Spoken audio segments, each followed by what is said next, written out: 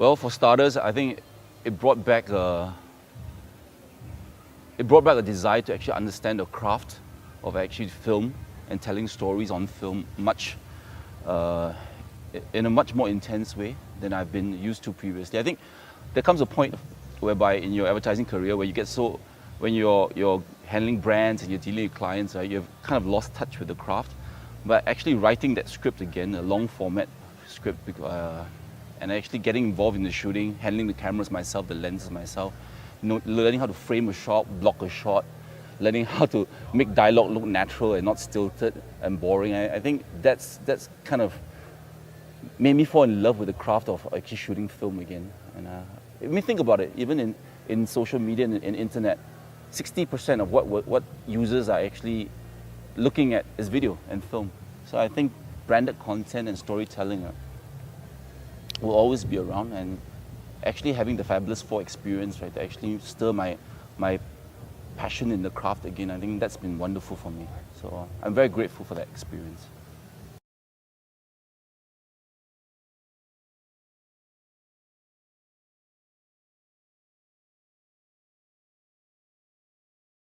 The biggest thing that happened to me was I quit advertising for about a year. One of the reasons I took part in Fabulous 4 was I wanted to see whether I could do anything else besides being an advertising creative director. And that kind of made me decide that, yeah, it's time to go. It was my 40th birthday, I believe. It was just after my 40th. In fact, I shot the film on my 40th birthday. Yeah, it was on the birthday itself. And I realized that if I wanted to do something different, I better do it now. I'd rather stick to the big forays. So I quit. I took a year off. I went to South America. I wanted to get as far away from China as possible, so that was the other side of the earth. I spent a year traveling, went up to California, stayed with my friend. He had a lovely pad at Santa Monica Beach. It was wonderful. So I wanted to get more stories back into my life rather than just getting mired in briefs and cracking briefs and handling brands.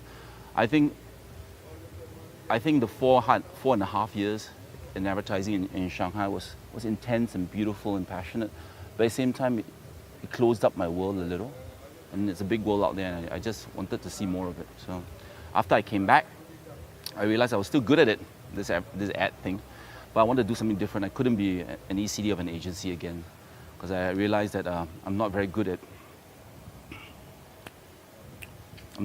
being an employee. So I started my own agency, and it's been fun so far.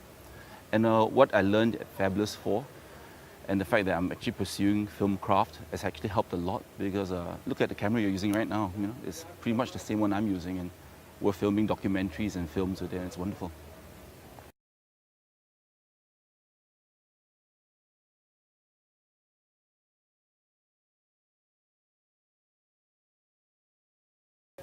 Well, for starters, and I guess this is the most obvious challenge and the most obvious opportunity, is big. It is enormous. If you just handled 3 provinces alone, the surrounding provinces of Shanghai, right, that's a market most agency people would dream of. But the challenge also comes with the opportunity. Is exactly the same thing. It's because it's big. Very few clients are willing to embrace something completely different. Usually they just go for the lowest common denominator because they want to try to appeal to as many people as possible. And media costs are skyrocketing. Thank God for social media, that's helped a lot. And the biggest dilemma I have right now is, there's this Chinese phrase called 接地气. So the English phrase would be, I guess, to be grounded, to do something that has grassroots appeal. But the problem is, when we keep doing that, and the clients do demand a lot of that, right? Because they actually want to make an impact, which is right, justifiably so, because it's advertising. Somehow you don't give consumers and your viewers something to reach out for, something bigger that can say, hey, that's very different. Brands have stopped actually planting a flag and making a statement because they just want to 接地气, they want to get close to the consumers' lives, which is great. But that doesn't mean you can't do something incredible. I mean, let's see, Rice Code. We judged direct and promo, and rice code was one of the entries from Dentsu, I believe. And using colored rice, it changed the dyeing industry, its agriculture, heavily subsidized, fading industry, and changed it into tourism. People started taking photos of, it became a tourist destination to visit these rice fields, right?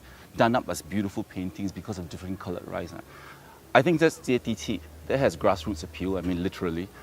But it's also something big and beautiful, and it aspires to something bigger. It makes consumers and users actually feel for this brand, which I think is wonderful. And they tied it to e-commerce and started selling rice directly from farmers to people in the city, the urbanites, and that's brilliant. Art and business, married to perfection.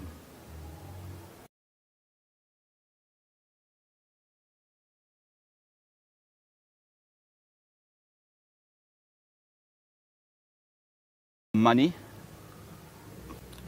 cash is king. The first 3 months was particularly hard because, as is true of most clients, big clients, you got to wait 180 days for payment. And we're not like production companies where we take 50% up front. So to all people aspiring to start their own company, you've got to have cash. You've got to have cash. Okay? Second thing is actually establish cash. Second thing is culture. You've got to be clear on what you want to be, and what you want to be also comes with what you don't want to be.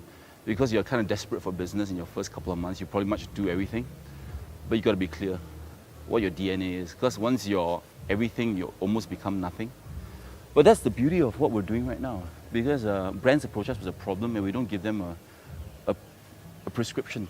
Because we're so small, we're not saying, oh yeah, PR is your solution, or promo is your solution, or direct or digital is your solution. To us, I like to tell my kids, right, my teams, right, that we're not a digital agency, but we're an agency for the digital world.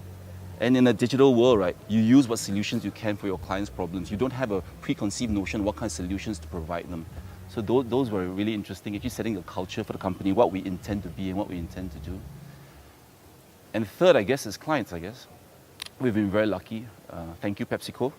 This is my little call out to my client. I mean, they supported us in the first few months, and I'm very grateful. And Jack Daniels, I'm very grateful.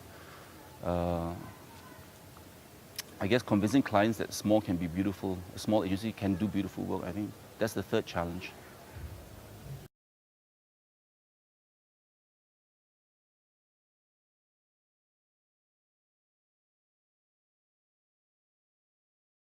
I think advertising has actually encroached on the borders of entertainment, and I think that excites me, because everything we do now, right, is content that can be viewed anytime, any place. I think it was the managing director, CEO of Tmall, part of the Alibaba group, who told me more and more he believes, right, that brands don't have to say things anymore, they have to behave a certain way. And people through social media will actually see and feel for that brand. And that's what excites me. Because I think if we just define ourselves broadly that we're doing ads for our clients, I think that those days are gone. Those days are over. You know? That boat has left.